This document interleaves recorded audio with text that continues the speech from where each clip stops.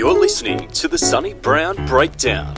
Now, it is time to break it down. I sort of explained this earlier on, about when I was talking about hard work and being put in positions and just always being, just making it who you are. And to do so from the first days in the gym, you shy away from certain exercises, you shy away from hard work. You want to take the easiest training partner, easiest, you know what I mean? That's sort of going to be how, that could be who you become. Like you will maybe look for the easier way. I don't mean that in a bad way. But if you're the type of person that, tomorrow's this crazy session, I'm going to go do it. We're meant to do it, I'm going to go do it. I ain't going to make an excuse to not turn up. All right, this guy's an absolute killer. Obviously, if it's someone that's going to break your arm, all right, don't go with him. But if this guy's, it's a hard round, I want him. I'm going to go there. Or, I ain't going to shy away, Little things like that. Put yourself in, when you're doing a workout and the coach isn't looking, I can slow down now. Just little things, man. Just be comfortable at being uncomfortable. Put yourself in uncomfortable positions so you can adapt. Alex Volkanovski, the champ, is here. How's it going, mate? I'm good, my man. How are you? How you been? Not too bad, mate. Not too bad. Just getting through everything and just charging ahead, mate. Tenacity. That's how we do it. Good stuff. That's it. It's the way it's got to be.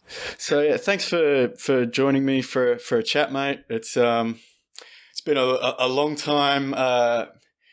That you've been on the scene in Australia. And I was thinking back to the first time that I actually saw you, and it was second fight back in 2013 against Regan Wilson. I was in Regan's corner. And I got a confession to make, mate. I got a confession to you, Joe Lopez, to the people of Wollongong, that and I was the only one who thought this, so, blame's all on me. But when I saw the name Windang, I legitimately thought traditional martial arts school. I was thinking, Windang, these guys must be doing Wing Chun. All right, yeah. That's what I thought. That's what I thought. There you go. Little did I know. I didn't know Windang was a suburb. I didn't. I get you now. Far out, eh? You know what I mean? You actually thought that was the gym school. I thought that was the gym. I'm not from Wollongong. The gym name. And I thought that sounds a bit like Windang, Wing Chun. Okay, these guys must be doing traditional martial arts. I was luckily like the coaches of Regan, and Regan himself didn't think that. That was me on my own. But but obviously that wasn't the case, mate, because you came out there and you did some, Regan was a decent bloke. We were thinking pretty high of him, and you came out there and did some excellent wrestling, and and look, your streak just continued all the way. So I'm wondering, yeah, man. I know you had your rugby league background and you went into wrestling. I was wondering, would you consider that rugby league background, like a traditional Australian martial art? Would that have given you a bit of that base? Oh yeah, man.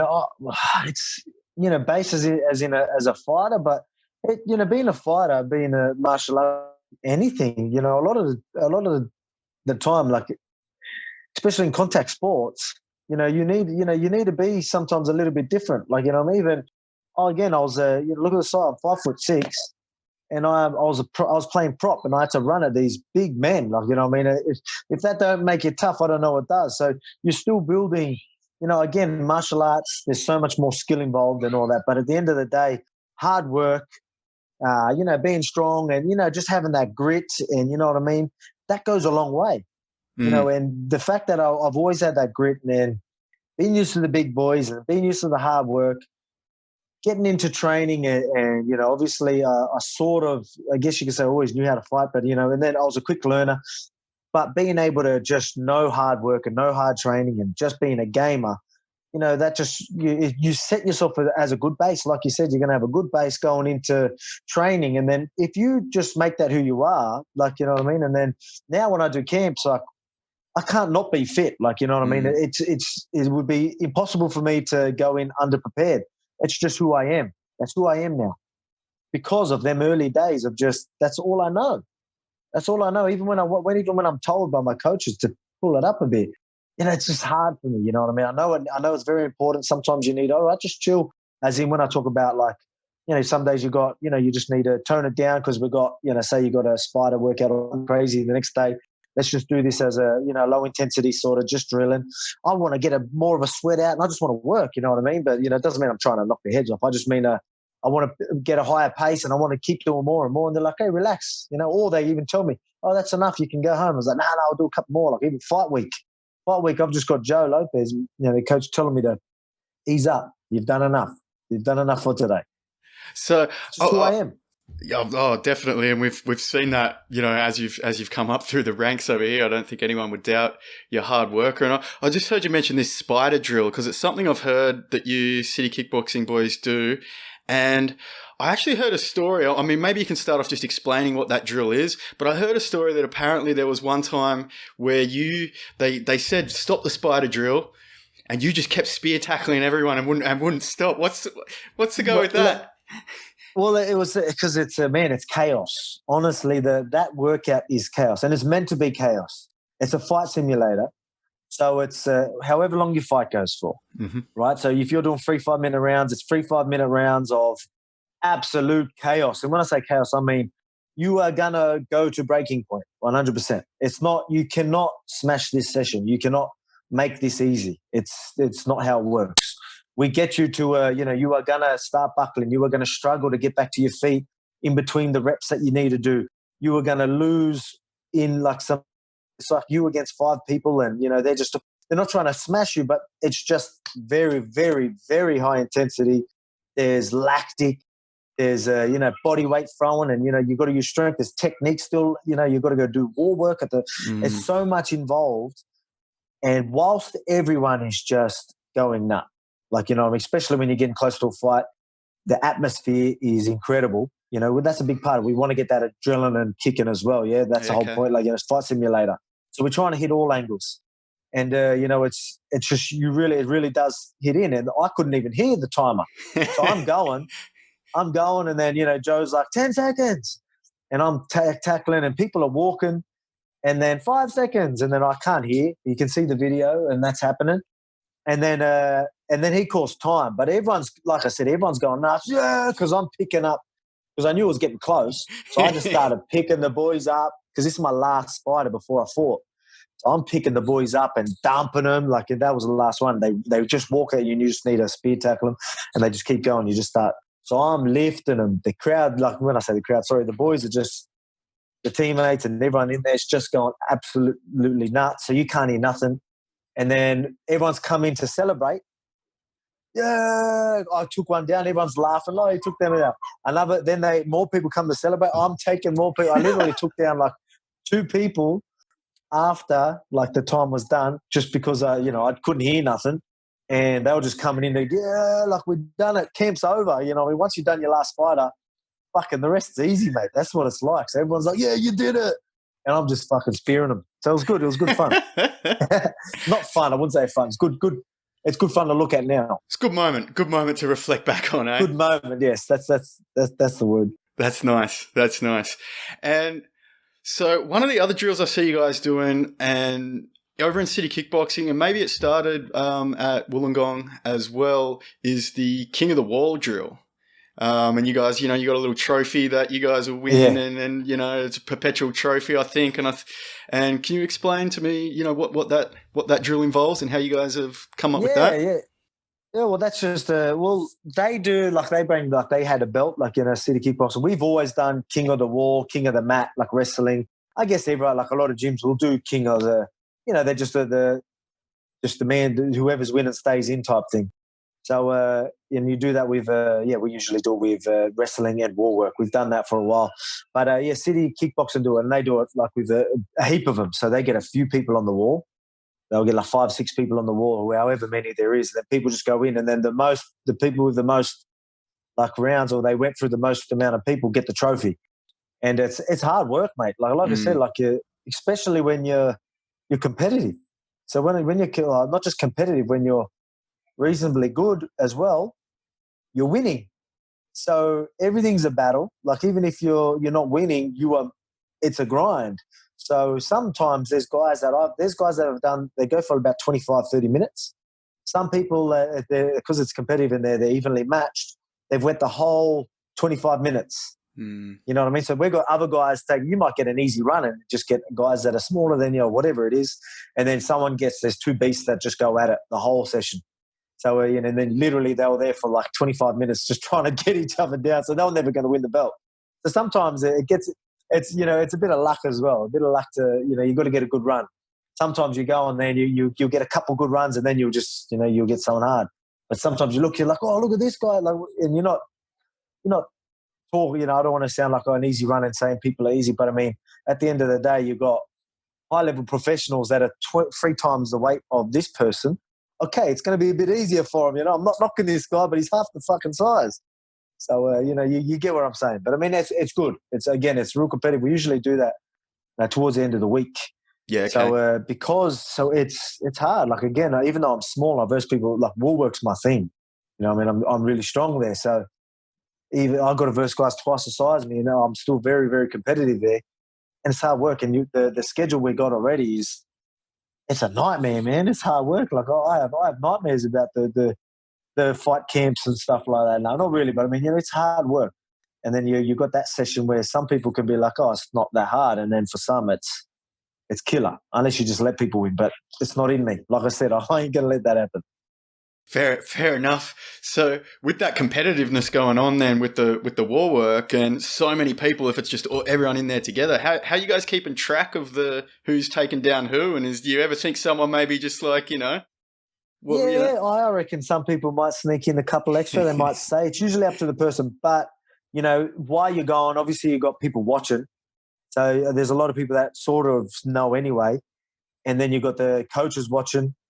And then they're asking every couple of, every few minutes, what are we on? And then they're like, oh, I'm on 2, whatever. So it's pretty easy for people to keep track, But in saying that, there's been some conversation, there's been some arguments where people didn't agree with certain things. Like people are like, oh, this is like, oh, bullshit, you said that, blah, blah, blah. And but sometimes you get a draw and then you got to do the 1v1 with the 2 guys that done a draw. So. Oh, in the Thunderdome, just 2 guys in the middle, and just 2, and everyone goes nuts. Pressure's on. That's gold. So, a big thing, I guess, from as an Aussie coming up fighting on the local scene, there's a big idea that you would have had to have gone overseas to get your proper training. You got to go to America. That's it. Mm-hmm. That was all it. Especially for wrestling, you were lucky enough, I guess, to wrestle in Australia. And is that, you wrestled, I guess, in Illawarra. Was that, where exactly were you doing that? Was that Illawarra PCYC? Because there's not that many places around, right, to do it. No, not many at all. So Lake Illawarra, PCYC. That's where I did it. And I started doing that because they had a games night. So they did that for, it was just a youth club. So, they just done a games night, anyone could go. But then because they have a wrestling clinic there, that was a part of the activities that you got to do. You wrestled towards the end of the night. And I went there and done all right. And, then Don Brown, his name is, the wrestling coach, he comes, he's going, oh, you should give it a crack. You go pretty good. So, again, I've always had that sort of, I've always been strong and I've always been a goer, you could say, like I said. But when I did that, and man, I was actually pretty good at it. But I mean, I wanted to play football with. I wanted to play football with my mates. Yeah, I went, because I done how many? I think, man, I can't remember honestly. I don't know if it was 1 or 2 years. I've done a couple of years. I know I'd won a couple of national titles. So I'm guessing it was around 2 years. Okay. But I'd train and then I was competing, and mate, I was doing really well. But just, I don't know, I wanted to hang out with mates, play football with the mates, and got over wearing tights, as I always say, got over wearing the tights. Yep. So, and now I wear tights anyway, so, it doesn't matter. But yeah. I hear you. I do say the tights are a sport killer in Australia. Wrestling's never going to take off here with the tights, mate. Well, that's it, man. It's true. It's not big here. You're right. It's not big. And, I understand, like what you said with that question, where there was a lot of people when I first started training, and I started getting pretty good. A lot of people are like, oh man, you need to go to America. It's the only way. And look, I'm not, it's not they're not hard. Like you want to sit there and be like, nah, fuck you. But it ain't like that. You know what I mean? It ain't like that. It's just they think they don't know any better. You know, everyone thinks that the grass is green on the other side. And, you know, and don't get me wrong, it was very big over there. And earlier on, but it's a lot more than just having crazy. You need training partners. Obviously, you need competitive training partners, and obviously good coaching and that. So you want all that, but there's still a lot more as well. Like you can go to gyms like that and it can not work at all for you. You know, if anything, it could go worse. You know, I know people that you train with a bunch of killers and you're trying to get better. Say you're sort of getting better. You're sparring with a bunch of killers, and then you wonder why people get hesitant. You wonder why, how do you get better when, you're sparring against something? Every time I try something, I get my head fucking knocked off. You know what I mean? Every time I want to shoot, they just sprawl these hips and I never get them because they're fucking better than me. I'm just a beginner. These guys are better. And how do you get better? You know what I mean? So sometimes it is very important to train with all levels. Even at the highest level, even now at my level, I want to train with all levels. Obviously, you need that competitive training. Don't get me wrong. But you want to be able to, if you've got to work game plans and things like that, and you constantly versing guys that know your game plan or that are really, really good and know your game anyway, now how do you start incorporating that in your sparring and things like that? You know what I mean? The thought process is going to be a little bit different because every time he shuts me down because he knows exactly what I'm doing. You know what I mean? So it goes a lot deeper than that. And I know I can see why people would say it. But again, now we've got so many good gyms over here. It's great, yeah. It's changed. So now we've got some of the best fighters in the world over here. So now people understand we don't need to. Yeah. There was a time where, maybe you could say we were a little bit more behind, but I don't believe that. No, I don't believe that now at all. No, definitely not. Just to focus in on that one thing where you're saying that, yeah, people just keep shutting your game down. Do you think, or, they could or whatever, do you think that's because, like, if you were to go overseas and something like that, they're going to see you as the outsider and, try and, they're in competition with you. Whereas if you're in, like, your home gym, so to speak, where people have your back, they're going to help you work and help you grow and develop. Is that part of it? Yeah, look, again, there's always, you are going to get good training partners. But again, but a lot of people, but that's what I mean. I'm just trying to show you the headspace people are in, or like, how they think. It's like, oh yeah, iron sharpens iron. Is that's how you say it? Like, you know what I mean? And I get it, it's true. But you know what I mean? You got to have balance. That's that's mainly what I'm trying to say. Obviously, you can go to these gyms. They're going to still obviously pull back for you. You know what I mean? But again, a lot of these things, they're not going to. Yeah, some people can be competitive. They're probably not going to give you a takedown, or they're probably not going to let you land a punch. They'll take it easy. They won't bash you, but it's going to be hard for you to work things. They're going to work. Look, again, that's why I like training with guys at a lower level than me as well. So when I say lower level, I might be better than somebody, but I don't mind training with them because I can work things. All right, today, I want to work that distance. These guys, I want to make them miss and touch them. You know what I mean? I'm not going to hit them hard, but I can really work. I can really play the inches game with them, or the millimeters game, and really, there's fine little details that you can work on training with all different levels, no matter what it is. Then you're going to get some killer where you're like, all right, I need to use everything, and I need to be careful what I do, and I need to really set this up. You know what I mean? I need to constantly keep him worrying about what I'm doing. Little things like that. And but when you're training with other guys, it's like, all right, I'm just there's so many more things you can work on to develop your game. Yeah. Okay. I hear that makes sense. You get what you get what I'm saying with that? I hear what you're saying. It's like you need people that will give you a range of different looks, so you can develop different areas and be willing to work in cooperating with you, so you can both grow and develop. And it's not just where, survival of the fittest every night and you're only going to have to use your A game. You can't grow and try something new because they're just going to shut it down and not let you grow. Is that what you mean? Yeah, exactly. You're exactly right. But I mean, and if this is constantly happening, like if you are constantly just, you're training with guys that it's hard to really explain. Like, I mean, I might, there's certain combos that I'm working on. Say I'm drilling combos. And, you know, I want to work on that in sparring. But again, I'm trying this on guys. I can't get in near them. They just smash my leg every time.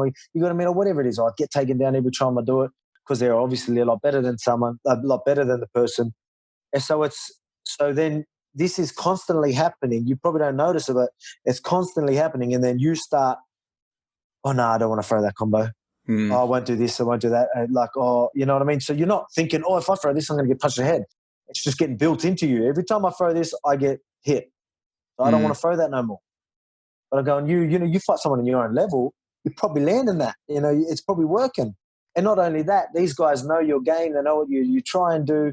So that's why, like you said, training with as many different shapes, sizes, styles is key. And I've always been a big believer of that, me and Joe. So Joe has always been happy for me to train with other guys. And that's why, man, you know, you need to adapt to what's in front of you. And to do so, you need to – that's why in the gym, mate, I am adapting every day in the gym. Like I've done it from early days in my career where I'm training with different guys and I don't know their game. I don't know these guys. I go in there and I need to adapt. I need to find out what's going to work. So I'm so used to doing that there's no surprises come fight time. And I honestly believe that because – I do adapt very well in the cage. And, you know, there's times where I go in a fight and I'm thinking it's going to go one way. It turns out going a complete opposite way. Just purely from feeling it out, touching. Obviously you got game plans. Yep. But I mean, I thought I was going to go this direction with this game plan. Nah, it ended up staying here and went sort of this way. But you know what I mean? Again, I'm always preparing for whatever anyway. But especially earlier days, there was times where I thought, all right, this is going to be, you know, whether it's going to be, I'm going to be standing up, you know, I'm going to finish him on the feet. And next minute, it just went to the ground, you know what I mean? And I just beat him up on the ground, or complete opposite. Yeah, okay. That's talking about on a smaller scale, not getting into too much detail. Yeah, just being able to be adaptable and change to the chaos of a fight, let's say. Yeah. That makes sense. And you bring up Joe. We got to talk about Joe because I mean you guys have a good relationship, it seems. I mean, I remember when you guys were training together down in Melbourne. You know, you guys are bunking up, having to share the room at Absolute for man. AFC and Oh yeah, there. Sorry, I thought you were talking about another story. I had to share a room with him while I was fighting in the UFC too. But no, you're right, man. Yeah, so I mean, what was your impressions when you first started training there with him, and what has he done different to enable to build that culture that you're talking about of having people who are adaptable, allowing people to work like that? What's he done different than other places that you would go? Man, look, again, I couldn't tell you what's different, what is different, but with Joe, again, he's always been. There's not it's hard. If you know yourself, there's a lot of gyms. I don't know if it's getting any better, but I don't think it ever was easy for gyms to go and train at other gyms, and you know what I mean. Not many people are going to do that. Just to be able to do that, and even a coach that understands that, I'm not doing this to be selfish, but you can't go there. Having trust in yourself and knowing oh, no, it's all right. This is to evolve us. You know what I mean? Go there. And again, we can go there and he's happy to adapt as well. You get what I mean? So we go and he watches me spar and he's there. We're learning while we're doing this too. Don't get me wrong. We know a fair bit, but we're always learning. You've got to be able to adapt to whatever's happening. But one thing that Joe's always had is hard work, as well. He's always, again, that was my style anyway. And, he's always a situational type of trainer as well, which I love. So you can show someone. Technique is obviously key. You need to know a lot of techniques and drills, but being in positions and working things out yourself as well is another thing as well. So there's so much in between. If you get what I'm saying, there's movements and there's skills and techniques, and then there's so much more. There's getting to a position to do that technique, or you know what I mean. A lot of times it's very hard to just teach that. Yep. But we've always done the live rounds, and we've always whether it's all right, start in this position and go live from there. We've done that from wrestling, and a clinch or whatever it is, and that's something that I believe really, really helped me, especially with the wall work. We were always big on wall work. Joe was from day one. It wasn't real big didn't think it was real big like in Australia. People do it, but we done a lot. We did, a lot of it. And it was always situational. Like, even though we knew skills, we'll just put ourselves in them positions and just work from there. And then like the amount that we learn just from putting ourselves in that position so many times, you just start, building techniques. You just know what works and what doesn't. You know what's a good position, what's a strong base. When you're in this position, this works. When you're in that position, that works. This don't work here. You know what I mean? And it's hard to know that unless you're putting yourself in that position. And we always put ourselves in that position. So that's something that I think that, something that I remember really working, right? Even now, when I try and show techniques, there's so many things that's just built in me. I've never been taught it, but it's just my body knows. Why? Because we've been in that position a billion times. Yep. You know what I mean? I know exactly what you mean. That's actually something I've been talking about a lot with other people, just how it's really not about the technique. It's about, building that, that intuition and just those natural reactions out of your body that comes through practice and repetition. 100%. And that's, you mentioned the wall work, and I remember looking at your timetable once, and you guys have at least one dedicated class a week just on wall work. Is that right? Yeah, we've got two. We've got two sessions. Yes, yeah. So we've got two sessions, and we'll go live and we do technique. So we do a lot there. So that's again, I think it's everyone, like all of our guys are always very, very, very competitive on the wall. Especially when the guys fight, they're always strong. Again, they've always got the grit. They've always got the heart. You know what I mean? So that's something that. Yeah, again, you don't want to go out and kill yourself. You want to be calculated in how you do all that. You just want to have a good balance, but hard work still will always need to be done. So, and we definitely do that. Because, that's definitely not something that a lot of other gyms do, even to have one dedicated wall work class a week. So to have two, and then to have the, UFC champion who's pretty damn good at wall work. There might be something to it. I don't know. Yeah. Well, and what you was, and again, like on the same topic, I think a lot it's changing. And now you're getting so many MMA gyms, but especially in Australia, one thing that Joe's always had, it was more of an MMA gym from the day one. And again, there was a lot of gyms that still did that, but they, you still see it today, where even UFC fighters, if they're doing kickboxing, they go to a kickboxing class and do a kickboxing class. If they're doing wrestling, they go to wrestling school. There's still guys that will go to separate aspects of the sport and train. And look, I get that. But at the same time, you need to do MMA sessions. You need to be able to blend it all together. You know what I mean? Like you need to. So we dedicate a lot of sessions to MMA specific stuff. So, we're an MMA gym. So obviously we do jiu-jitsu. There's going to be jiu-jitsu, but then we're going to incorporate MMA, jiu-jitsu type stuff, you know what I mean? Real MMA specific. Yep. You know what I mean? Little things like this, little details that works perfect for this and, might have to be changed a little for this. So, we change a fair bit up like that as well. So we dedicate a lot of sessions to mixing it all up. Yeah, okay. And the other thing I know you guys do is, in terms of mixing it up and bringing those different looks, you guys are always saying any sparring part, open sparring or whatever on a Saturday, everyone welcome, other gyms welcome, you put the word out that if other gyms want to come spar, that's fine, which is, again, not many other places do that. Yeah, well, we look at it again, like we're not trying to take these people. Like we want them to come with their coaches. We're not trying to take people's clients. It's nothing like that. It's just purely letting everyone know that you can come train here with us, get your rounds in. And again, like look at the bigger picture. You know what I mean? Yeah, okay, you might have to fight someone you trained with, maybe. But I mean, what do you again, I didn't care. Again, I told you that I always trained with as many people as I can. So I've trained with guys that I've that I've fought, or you know what I mean. Like, so Jamie Mullarkey, I trained with him before I fought him, and you know, things like that. So that's going to happen. But again, I was always looking at the big picture. I'm not looking at, oh, but what if I fight this guy? I don't want to train with him. I was like, mate, do you want to get better or not? Yeah. You know what I mean? Don't worry about that. It's sparring. It's never going to be the same as a fight anyway.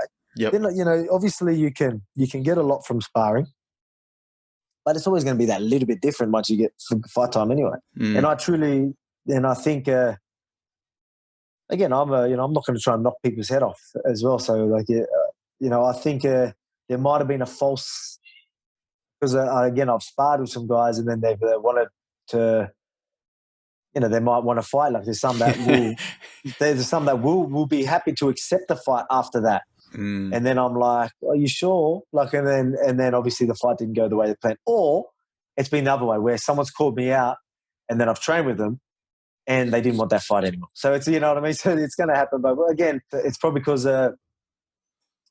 I knew they called me out, so I had like a little bit more to prove, and I just, you know, so I would end up just letting them know, like, hey, you don't want this.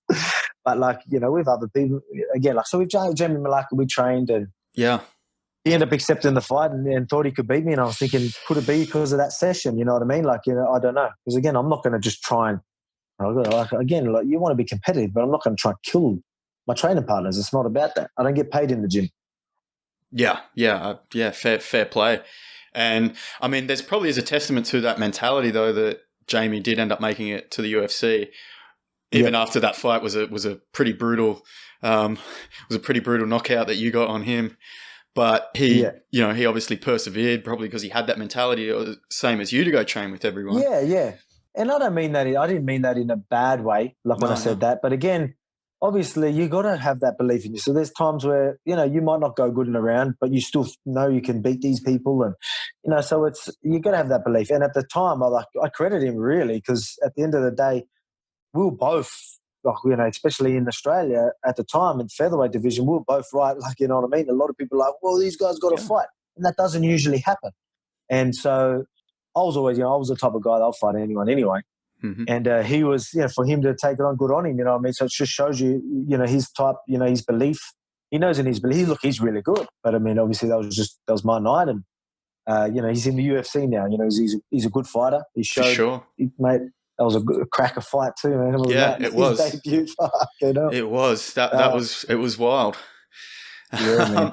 So for you, where does that motivation then and belief come from, especially to take on everyone? Because, you know, we do see people, you know, take the easy fights, just try and pad their record to get to the UFC. And, you know, that's one way of doing it, I guess. But I always look to you now as the example of, well, look at how he did it and what he's achieved. That's probably the better way to, you know, to go about things. So how do you, you know, what gave you that mentality to just take, you know, accept all the tough challenges on the Australian scene and it's just like, I don't know. It's just, for me, maybe like, you know, it probably just worked out for me because, you know what I mean? Like, luckily my abilities, and, you know, it's MMA, you know, MMA as well. Like, you can be you can be a lot better than guys, but you can still lose. Yep. So you can still say things went your way. So I was lucky to keep getting them wins up, even though I was taking on killers that people thought I wouldn't be able to beat, especially in heavier divisions. And that did, obviously, there was that one loss. So that's what got me the loss, purely fighting someone I probably shouldn't have. You know, it was very early in my career, fighting pound for pound number one in Australia in a division I should have never been in. Corey Nelson, he's a beast. Yeah. So it shows you that you shouldn't be, you know what I mean? Like, you probably, you know, like, I can see why people won't be like that. Mm-hmm. But at the same time, you know, when a lot of people, you know, padding records and doing things like that, and you still need to be competitive. You still want to test yourself. You know what I mean? But I've always been the type of person that, even while I was in the UFC, so early before UFC, if I beat this guy, you know, I wanted the fastest way to the top. You know what I mean? And to do so, you got to beat the best. You know, that's how I looked at it. If I fight these guys, like even with Corey Nelson, you know, if I fight him, he's number one pound for pound in Australia. If I beat him, I'm the man. You know what I mean? Yep. You know, that's how I looked at it. And that's the same as when I was in the UFC.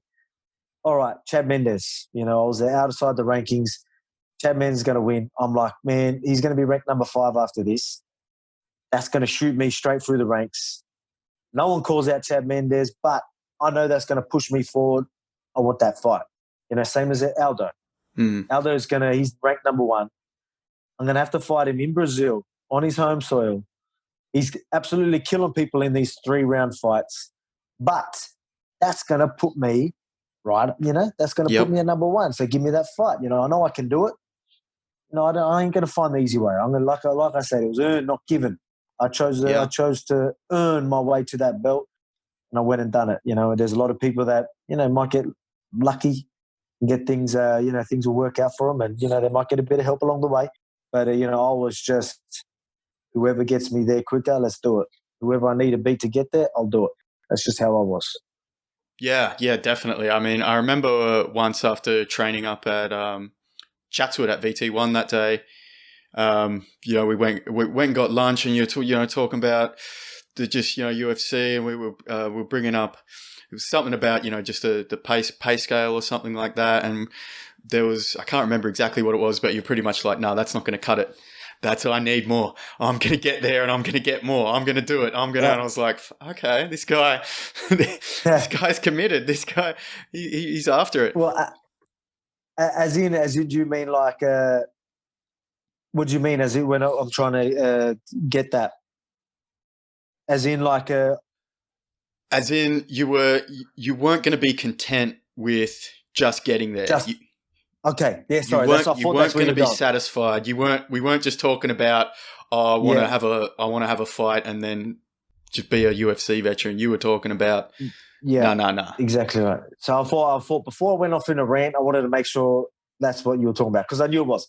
Ran away, sir. Rant away. So there you go. So, well, that's true, man. I've said it time and time again. Before I got that belt, I was like, I don't want to. I ain't just happy to be in the UFC. I'm going to be at the top. And I was telling people, I go, I ain't happy with just being a number in the UFC. I'm going to get to the top. You know what I mean? I ain't just looking to get that contract and be like, yeah, I made UFC. That ain't good enough for me. I'm going to the top. And I was, saying that, and I was pretty vocal about that. And again, it's not cockiness. It was just, I knew I could do it. And I wasn't lying. So we're here now. Ain't that the truth, mate? Ain't that the truth? So, I mean, it's a good point maybe to ask what advice you would give any young fighters. I mean, I know you got Colby Thickness coming out of your gym. He's one to keep an eye on, but any advice you would give young fighters on how to go about things, or? Man, one thing that I love, and again, I was telling you, it sort of helps because I sort of explained this earlier on, about when I was talking about hard work and being put in positions and just always being, just making it who you are. And to do so from the first days in the gym, you shy away from certain exercises, you shy away from hard work. You want to take the easiest training partner, you know what I mean? That's sort of going to be how, that could be who you become. You will maybe look for the easier way. I don't mean that in a bad way. But if you're the type of person that, oh yeah, tomorrow's this crazy session, I'm going to go do it. We're meant to do it, I'm going to go do it. I ain't going to make an excuse to not turn up. All right, this guy's an absolute killer. Obviously, if it's someone that's going to break your arm, all right, don't go with him. But if this guy's, it's a hard round, I want him. I'm going to go there. Or, I ain't going to shy away.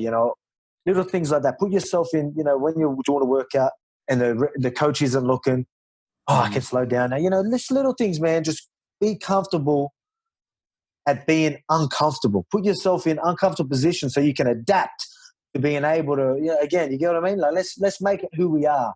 That's what I can say. Yep. Be comfortable in uncomfortable positions. That's my saying. Yeah. Makes sense, especially in MMA. There's no way around it that whether you like it or not, come fight night, you're going to be put in some uncomfortable positions. It's 100%. And even for your career, you're going to end up being there. But I mean, if you can suck it up for that first bit of, your career, or when you get in there and you just make it, again, it's just all you know. When you are on that assault bike, you don't have to have someone watching you. I look at these fucking numbers and I'm like, I need to hit these numbers, because I know I'm, what I mean? It's who I am. Again, I make it who I am. Yeah. I'm not trying to impress these people. It's just, I know I'm going half, if I'm giving 50%, I know that, and that's going to fucking tear me apart. So I won't let it happen because, again, it's who I am. Yeah, okay. Let it be who you are. So get used to it nice and early, and you won't know any different. You won't know any different. Someone tells you to do something, you're going to do your best you can, and you won't shy away. That's beautiful. Oh, that's good advice for the young tackers out there looking to get into things. And I'm wondering, from that, that belief that you would do it, how did you then, transition into maybe going, across into New Zealand and hooking up with City Kickboxing? And, was there ever any, how should I say?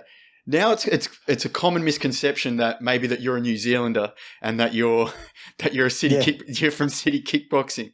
So has there ever been any, does that get on Joe's nerves at all, or has there any been, how did it come to go to City Kickboxing to the stage where now people think that that's where you're from?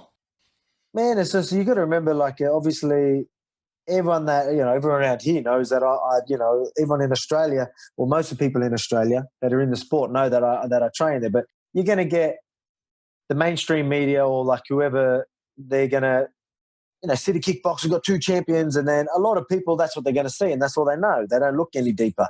People that know the game probably know, you know what I mean? But it's so it does obviously a lot of people do think I'm New Zealand. They literally think I'm Kiwi. So it's funny, but obviously again, I'm based out of a Freestyle Fighting Gym. A lot of people know that. But, I wouldn't say it gets on. Look, I'm sure a lot of people come up to Joe and be like, oh, why they keep, and that probably annoys him because people are coming up to him going, oh, why are they giving him, you know what I mean? So that other people, but he's okay. Obviously he's all for it. He knows that we're just we're part of the, we're all one team. We go over there and it's just we're part of the team, you know what I mean? So we just look at it. I mean, you can't pay attention to things that Joe knows that as well. If I pay attention to little details like that, or then same as say with haters and people that are going to say negative things, they're always going to be there. You can't pay attention to that. Yep. So you just, I'm sure he's fine with it, but I'm sure it probably got to his nerves. It got on his nerves here and there though as well. I could only imagine. I'll have to speak to Joe about it one day. I wouldn't blame him. So now I have heard a story that apparently Joe, speaking of getting on Joe's nerves, Joe and Brad Riddell have a bit of back and forth or something. Can you shed any light on that? Oh, banter? Harsh banter? Yeah, is that what it is? I don't know. Well, you know how you get. No, it's not. They just at each other But I mean, that's. To be honest, that's everyone over there. Yeah, okay. Everyone over there.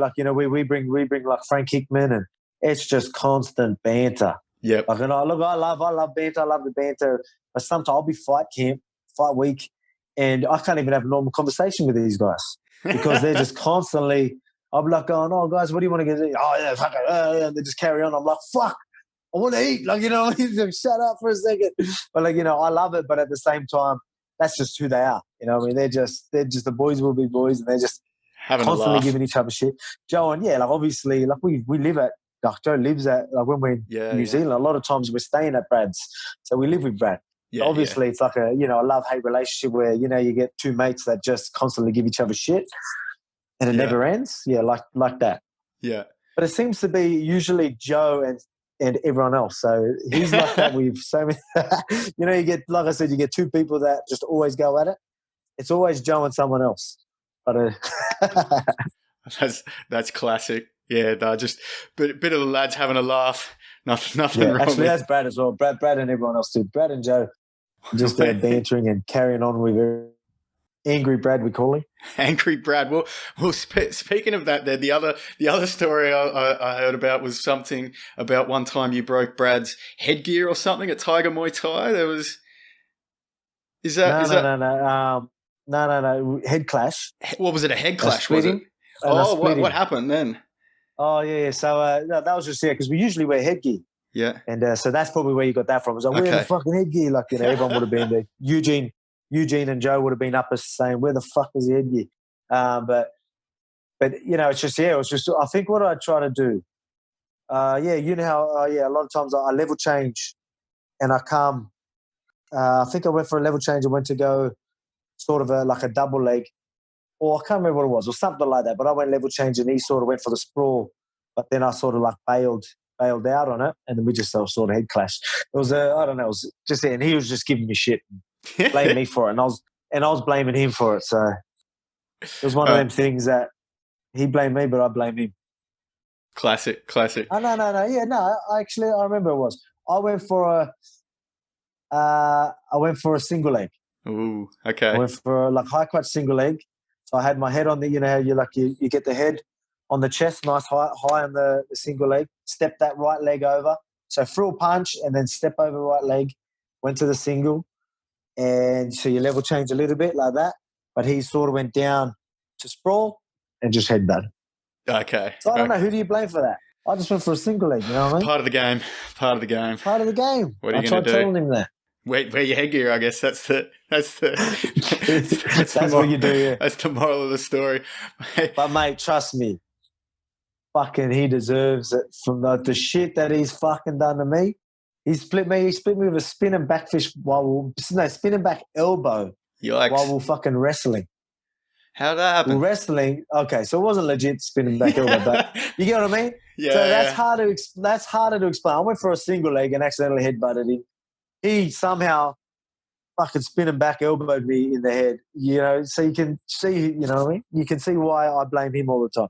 Now, well, that was just, I think I had a sore shoulder.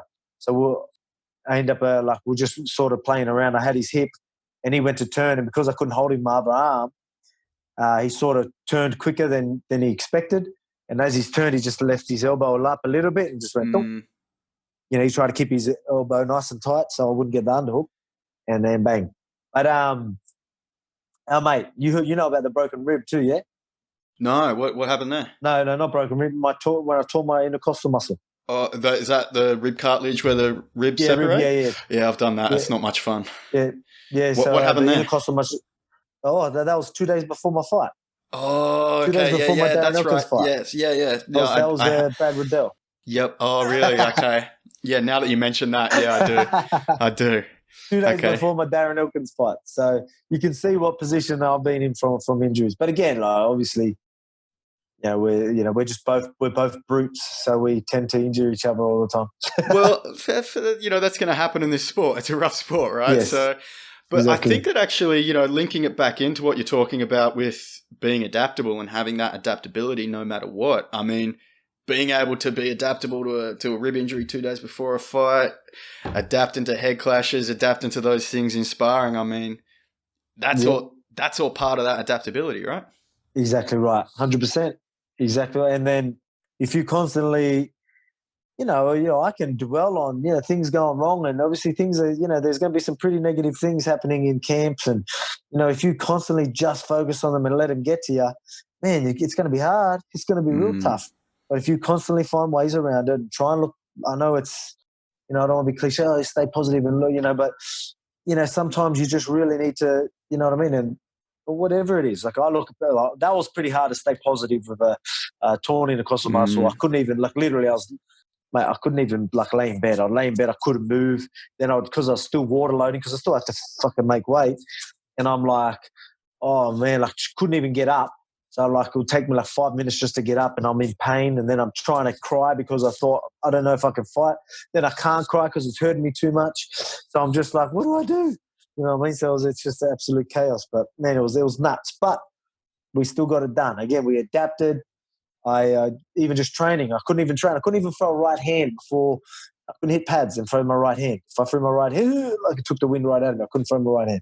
So it was just, all right, once the adrenaline rush comes, hopefully you won't be in as much pain. Yeah. We'll see how you go. And then there was adapt that I made in there. I think I adapted probably too much because I reckon the adrenaline rush worked a charm, but I still had the rib injury on my mind a lot. So there was times where I dropped him and I was worried about, I love my ground and pound. I'll just fucking jam on him and just cave there. That's my thing, especially back then. But I was so worried about him jamming his legs or his knees into my rib. I curled up and went to go in like that. Then he was getting up. Then I just went for guillotines. It's hard to explain, but that's why I was going. I wouldn't usually go for a guillotine when I just dropped someone and landed on their back, but I've like slowly went in because I was worried about jamming into the hips. And then because he got up, he was there. And again, I didn't want to flatten him back out because I was worried about my ribs. So I just tried to go for a guillotine, you know what I mean? Yeah. I don't think I would have had to. I think if I just threw bombs and do what I normally do, I would have finished the fight. And I don't think I would have felt it. Because again, the adrenaline rush fucking worked the charm, I'll tell you that. Yeah. It can certainly change things quickly. But yeah, you adapted, you overcame. And that's what it's all about at the end of the day. Overcame and conquered. That's it, mate. It certainly did. Another, maybe you could tell this story. I think I heard it Joe mention, but actually, I think it's a great example of adapting.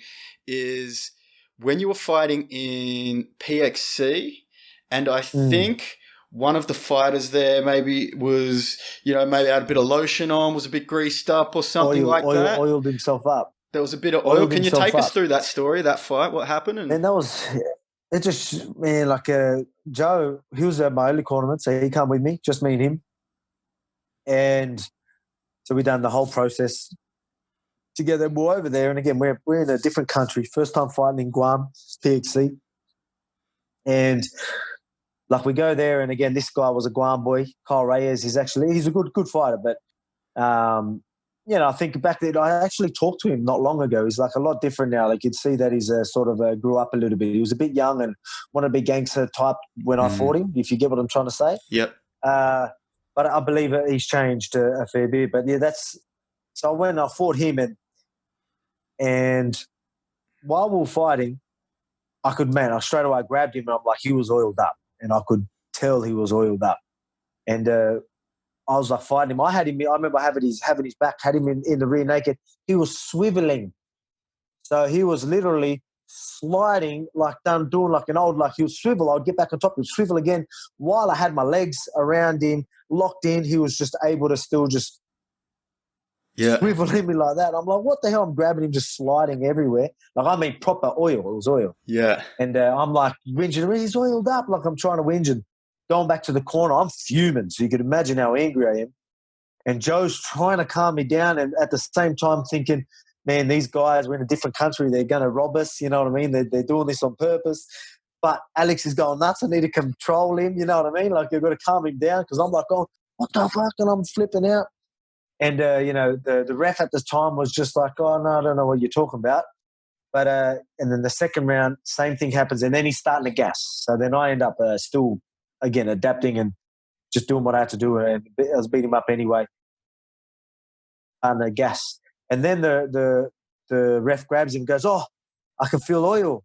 I'm going to go get him checked. I'm like, now that he's tired, I thought it was a part of their plan. Yeah. Oh, now he's tired. You want to check him, give him time to relax and get his breath back. I'm going, this is all, like, I'm fuming again. Joe's trying to calm me down. The game is rigged. rigged. At the same time, but and then like we end up fighting, like, he wiped him down a bit. And then after the fight, he held him and then actually got the commissioner to come in. He goes, I want you to check him, like, because he knew something was up because he ended up feeling it eventually.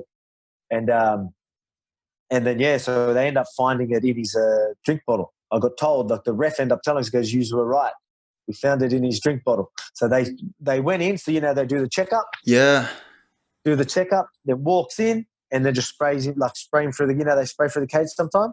Yeah. Just went, and then he's just sort of like got it in hand. And then, when they act like they're just sort of patting themselves up and just oiled his whole body up. That's what, because Joe even remembers him like doing that, but didn't realise just because some fighters do that. But that's how he spread it all over himself. And like, mate, I'm telling you, it was thick. I remember my shorts. I remember wearing my shorts, and the shorts were just full of oil. And I'm like, Sean, look at this. I put water on it and squeezed it out, and you just see oil and water all through the grounders. It was nuts. Joe had to calm me down a fair bit then, you know what I mean? We adapted and got the win for it. Adapted, got it done. Survive and thrive. And I love the idea of Joe having to calm you down in the middle of a cage fight. So you can. It's usually me trying to calm him down all the time, but he had to calm me down this time. Don't get too angry, mate. We've got a cage fight to worry about here, Yeah. It's like you got a fight to still worry about. Relax. We'll worry about it later. But mate, it was crazy. Like, he was just slipping out of weird positions, and But actually, I got put in a pretty bad, I would say, bad position. He had me in a position, I don't think it was a triangle, but he almost had a triangle maybe. And then I end up slipping out. So that could have been worked against him maybe. So maybe. That's classic. That's classic. Mate, I'll finish off with, it's been a great chat. I'll just finish off with one last question, just to wrap it up. Is just basically, is there anything that you could think of, advice you give your younger self when you were just starting out training? You could look back and say, is there anything that you can think of that you'd tell yourself? Oh man, I'm all about, how people say you learn so much through your experience and all that, and the way we've done things, I'm happy with how I did them. Yeah. I'd like to say I wouldn't change anything, or there's things that I believe in that I truly believe have helped me through my career. Maybe just, like I said, even though I always was a hard worker, let him really know that, let him understand it, let him understand these things that I know now. Luckily enough, I went through that process, but I didn't know it. I went through that process. It just sort of it become who I am, and I just look back at it and realize that that's why I am who I am. Maybe I just let myself know, let him know these things, just so you understand it, so you could use it the best way you can. So, maybe I could have used it a little bit better, and maybe I could be even more fitter and stronger right now. You never know. Maybe I could have worked even harder. You know what I mean? Or, just things like that. Again, but I'm proud of who I am. I wanted to become the champion. I wanted to be me through the whole process. So that's something. So, but if I could tell my young self, maybe, I don't know, maybe, I don't want to say that. You know what I would say? What's that? Don't commit to Game of Thrones because you're going to get let down in the last season. Season 7, mate. Season 7. Didn't that, mate? Mate, it rocked me. I didn't keep watching after the end of season 6. Just when the wall came down in like 10 minutes, and I'd be building that wall up for years. That was going to be the big battle, and then the dragon, it's done in a minute. It killed it. So. Oh mate, they do exactly. I hear you. Mate, that I could do a whole episode or a whole podcast on just that. Fucking anyway. Happy days. But I do like it. That's that adaptation, that champ mentality of what could you do different? Maybe work a bit harder. We got the champ. Yeah, exactly right. It's beautiful. Alex, thanks so much for your time. If people want to get in touch, I guess it's Instagram, Facebook. You've got a new program coming out. I've seen you advertise. What's going on with that? It's a 10-week strength and conditioning program. So my specific strength and conditioning program that I do with my trainer, we are now live with it, so people can actually do that with me. So that we got the footage of me training. So pretty much people can be my training partner for 10 weeks. So they're going to do my exact workout. So it's not just a program we're pretending we're doing. You actually see me do it, and you do it with me. So it's cool. It's my specific strength program that everyone has access to. And there's obviously a lot more details, but you can go to that trainwithvolko.com. It's man, it's cool. It's pretty good. We've had a lot of interest, so we're very, very happy with how things are going. Beautiful. So trainwithvolko.com. Learn to be comfortable being uncomfortable, survive, adapt, overcome. Adapt. It's all good stuff. Be comfortable in uncomfortable positions, baby. That's it, That's mate. what you need to know through life. That's it. I love it. Alex, thanks so much for your time, mate. I'd love to do it again sometime in the future, but I know it's busy being the champ, mate. It's hard work, so I appreciate you taking time out of your day very much. No worries, mate. Next time we'll get into more of the stories, maybe some McDonald's stories and the 10 cheeseburgers. Cheeseburgers, eh? I forgot about that one. Well, next time, mate. But you have a good night, mate. Take care. You too, champ. See you later. Thank you. Bye. You have been listening to the Sonny Brown Breakdown. Until next time, you can visit sonnybrown.net to find out more ways to break it down.